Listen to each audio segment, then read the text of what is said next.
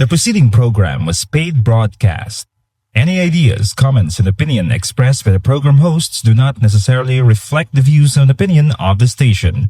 The program and its producers are not affiliated with the station. Sa pag-atubang naton sang aton Semana Santa sa sini nga tuig, kabay nga tugutan naton ang pulong sa Ginoo nga maggiya, magapangulo, kag magatuytoy sa aton sa kamatuoran na tuhoy sa pag-antos, kamatayon, kag pagbanaw sang aton Ginoo sa Kristo sa tinutuyo nga matubos kita gikan sa aton nga makasalanan. Gani pagigupod kamo sa akon kay sa sulod sining 30 ka minutos aton pagapamlanduan sa pulong sa Ginoo ang kamatuoran na tuhoy sa luyo sang krus sang aton Ginoong Hesus. Diri sa aton palatuntunan sa kanginan tinapay sang kabuhi. Ang dinalan sa kasulatan sa aton sini nga adlaw makita sa mga kasulatan ni Pablo sa naunang Korinto kapitulo 5 kag akon pagabasahon ang versikulo 7 kag 8. Ang pulong sa Dios nagpahayag sa aton sa unang Korinto kapitulo 5 versikulo 7 kag 8, pangugas kamo gikan sa daan nga tapay, agod nga mangin bag-o kamo nga linamas, subong nga wala kamo sing tapay. Kay ang aton Paskwa nga kordero si Kristo nahalad na. Busa hiwaton ta ang piyesta, hindi sa daan nga tapay, sa tapay sang kalainan kag kalautan, kundi sa tinapay nga walay tapay, sang bunayag kag kamatuoran. Ang nahangpan naton ang minsay sang kalantahon nga aton nga ginpamatian, my Savior's love. Sa pagkamatuod, makatilingala gid ang gugma sang Dios sa imo kag sa akon. Wala sing anuman nga butang nga iligugmaon sa aton, kag wala sing anuman nga butang nga makahatag sang pagtamod ang Ginoo sa aton.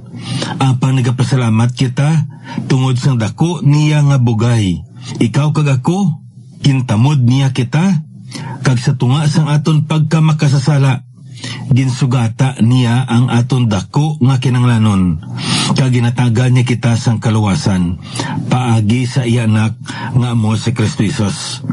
Gani ko maisa pa kabutang nga ginatudlo ang ini nga kalantahon sa imo kag sa akon.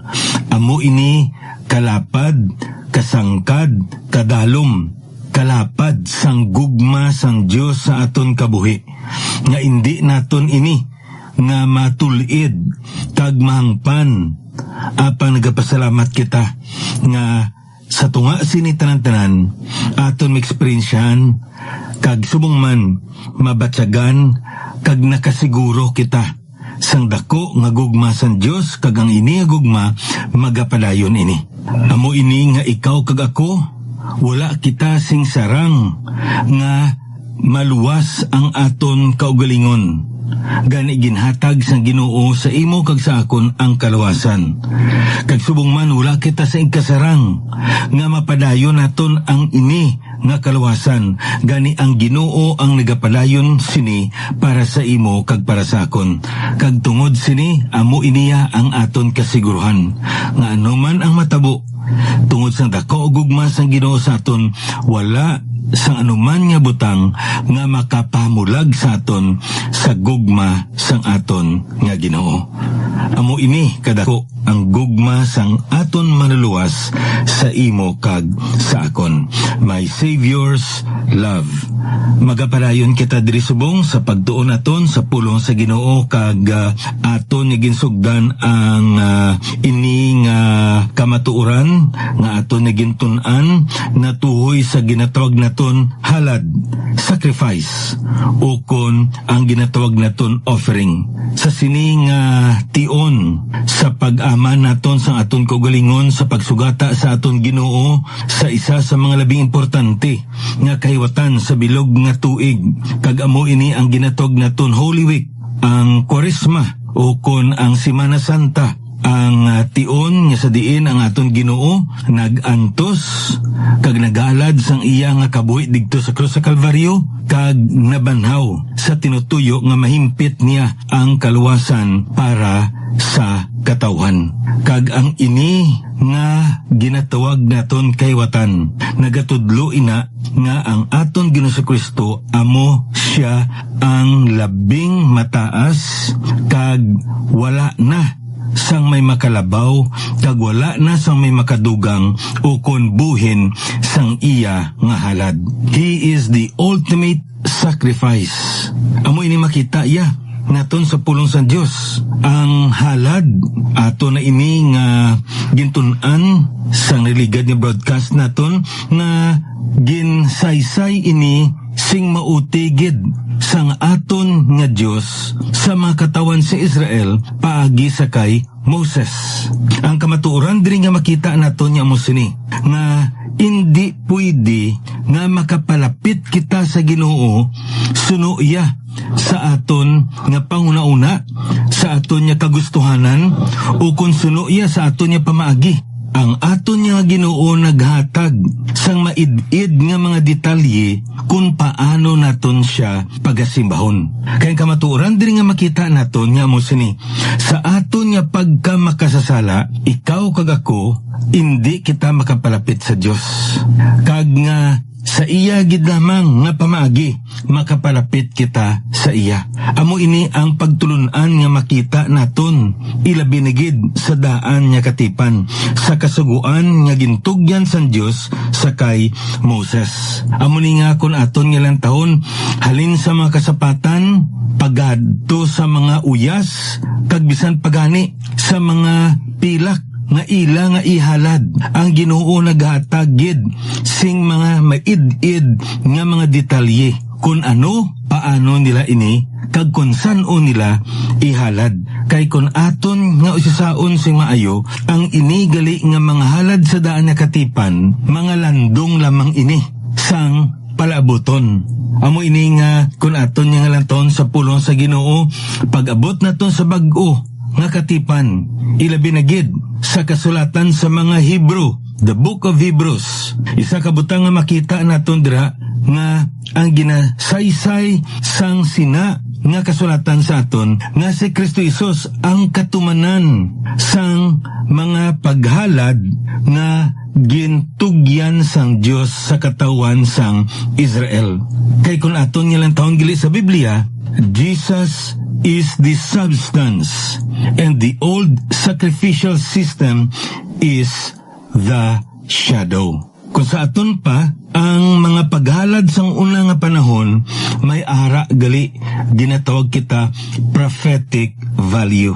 Ang iya sini nga bili hindi lamang gali sa ila nga paghalad kun hindi sa manugalad nga nagatan-aw nga sa pilakadlaw may maghimpit sang sini nga halad nga ila ginaliwat-liwat himo kada tuig, kada magpakasala sila nagahiwat sila sang sini nga mga paghalad. Kag nibaluan naton nga ang ginatawag naton katumanan sini amo ang aton Ginoo Kristo. Kasi aton pa, diri natin makita, it was prophesied in the Old Testament through the sacrifices.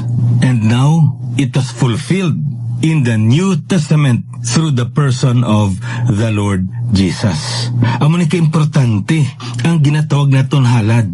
Hindi lang nigali nga kanding-kanding lang, ukon kordero-kordero lang, ukon baka-baka, ukon ano man dira nga mga pilak, ukon ano man dira nga mga uyas. Labaw pagidra kay kun aton gali nga lang taon ang ini nga sapat, ang ini nga pilak, ang ini nga uyas, nagalarawan ini sa kay Kristo Jesus. Amo niya kun aton nga lang taon sa pulong sa Ginoo pag-abot naton sa bahin sang mga manalagna. Dira sa Isaiah chapter 1 verse 11 and 13. Isa dira kabutang nga masapuan naton nga ginsukna sang Dios sa mga katawan sa Israel paagi sa kay Isaiah. Amo sini, ano bala sa akon ang kadam-an sang inyo mga halad? Nagasiling ang Ginoo, tuma na ako sa mga halad nga sinunog nga mga karnero kag nga sapay sang mga sapat nga pinatambok. Wala ako nagakalipay sa dugo sang tinday nga mga baka nga lalaki, ukon sa mga kordero, ukon sang mga kanding nga lalaki. Kag ang Ginoo nagpadayon diri, dili na kamo magdalasing walay pulos nga mga halad. Ang insinso kang ilaran sa akon, ang lati kag ang inugpaway, kag ang pagtawag sang mga pagtililipon. Hindi ako makabatas sang kalautan kag sang maligdong nga pagtililipon. So kung aton diri nga lang taon ang ini nga dinalan sa kasulatan, isa ka butang diri masapuan naton kag aton nga matun-an nga ang Ginoo nagsukna sa makatawan sang Israel. Nagahatag kamo sa inyong halad, pero wala sing pagkambyo sa inyo nga kabuhi. Ano pulos sang inyo nga paghalad kung wala malang sang epekto sing pagbago nga nagdulot ang halad sa inyo? Wala ini sing pulos. Amo niya kon aton nga lang taon nagpadayon diri siya sa versikulo 16 kag versikulo 17. Panghugas kamo, paninlo kamo, isikway ang malaot nga mga buhat ninyo sa tubangan sang akon mga mata. Maguntat sa paghimo sing malaot, magtuon sa paghimo sing maayo, magpangita sang katarungan, magluwas sang pinigos, magukom sang ilo, magapin sang balong babaye. Ti ano diri ang ginatudlo sa sini naman nga dinalan sa kasulatan.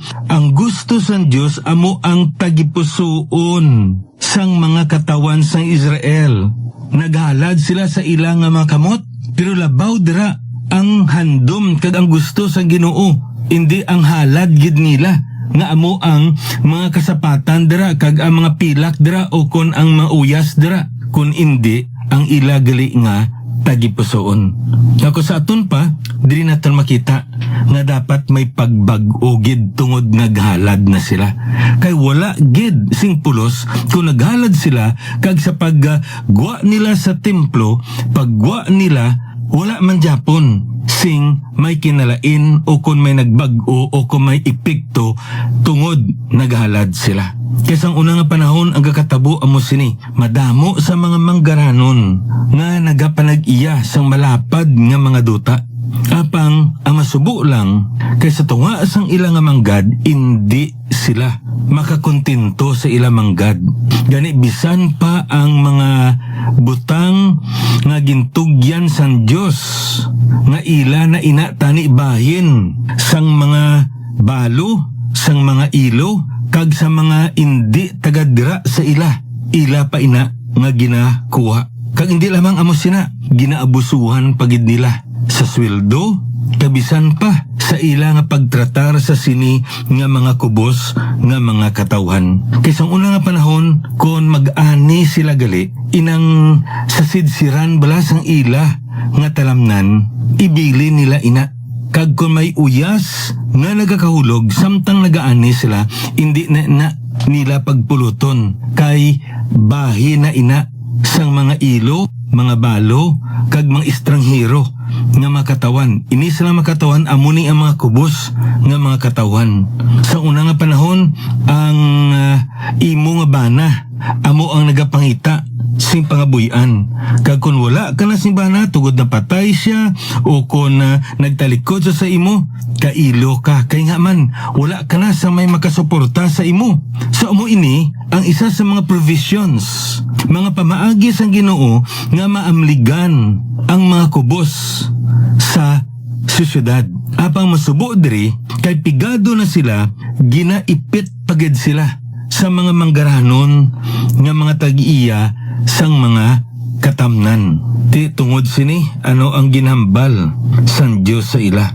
Gadto kamo, nagalad kamo sang tinday nga baka, maayo man na kay taman kadako. Wala kamo nagalad sang pispis lang niya, o kon sang kanding o kon karniro, kundi tinday gid nga baka. Pero anhon ko ang ina nga halad kun wala sing pagbag-o sa inyo nga tigipasoon. Ang pauna sa sini nga makatawan nga magaranon nga nakahimo sila sing sala. Kag pwede sila makahimo sing sala. Total, halaran lang nila. Dalanan na sang halad, okay na dayon. Ti naghambal ang Ginoo nga hindi amo sina. Kag amo ini ang isa ka butang nga kun aton nilang taon sa pulong sa Ginoo, naghatag sang dako nga kangilaran sa tubangan sa Ginoo. Kay nga man, they were just doing the motions. They are doing religious rituals, but not worthy worship.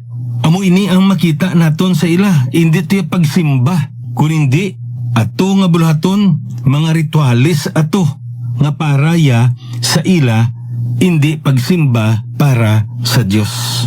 Amo ning alandaman naton, no? Kay may posibilidad nga ang sala sa makatawan sa Israel manginsala man naton. Abi naton kay isa may timbangan ang Dios. Mahimo kita malain, total himuan taman sang mas damo-damo pagid niya maayo. Para nga ang ini nga malain nga nahimo naton mas mag-anya kumparar sa mga maayo nga mga butang nga ginimo naton. Wala timbangan ang Dios. Lain ang pamaagi sang aton nga Dios. Kung magsulod kita sa aton nga mga simbahan, gapamati kita sang wali sang aton nga mga manog pangabudlay, pagwa naton ano ang ginabatsyag naton. May pagkambyo gid man dala, diin hasta ang pagkambyo, basta hasta lang sa Martes, hasta lang sa Miyerkules, pagtapos na wala naman.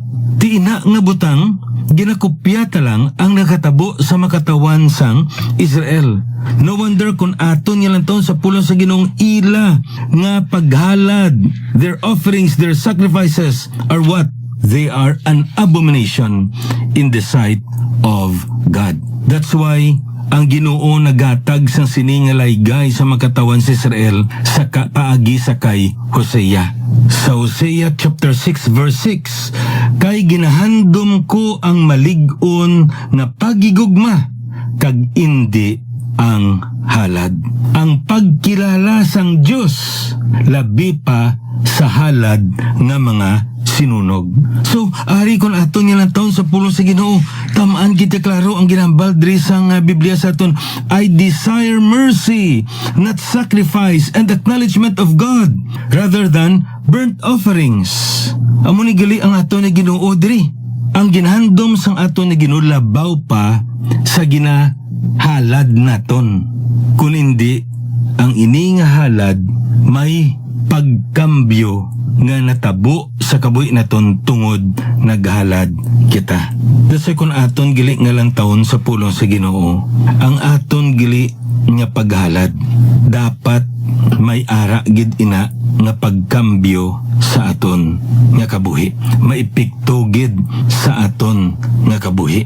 Amo ni nga kun aton gili lang taon sa tion nga makatawan sa Israel magpalapit sa templo kag maghalad sa ila nga pagwa, may pagkambyo gid kay may ipikto gid ang halad nga ginhimo nila sa ila kabuhi. Kag sa aton man tagsa-tagsa ka makabuhi, amo man sini sa tion ng pamalandong kita sa pulong sa Ginoo, sa tion nga bisita kita sa iyabay lampuan, sa tion nga magpakig-upod kita sa aton nga makauturan, mga pagpangalagad ina, kag dapat magkambyo ina sang aton nga kabuhi. Kag ang aton nga Ginoo kun aton nga lang taon sa Biblia, masapuan naton nga naghandom siya labaw pa sa butang nga ginahalad naton, kun indi ang pagkambyo sang aton kabuhi. Kay nga man, ang aton nga kabuhi amo ina ang buhi nga halad nga pwede naton mahalad sa tiilan sang aton Ginoo. When we give our lives to God in worship, we are actually giving a sacrifice.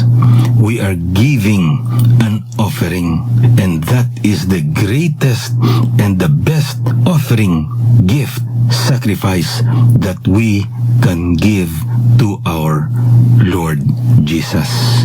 Amo niya kun aton nga lang tahon sa sini nga tion sang Kwaresma sa pag-ama naton sang aton nga makaulingon.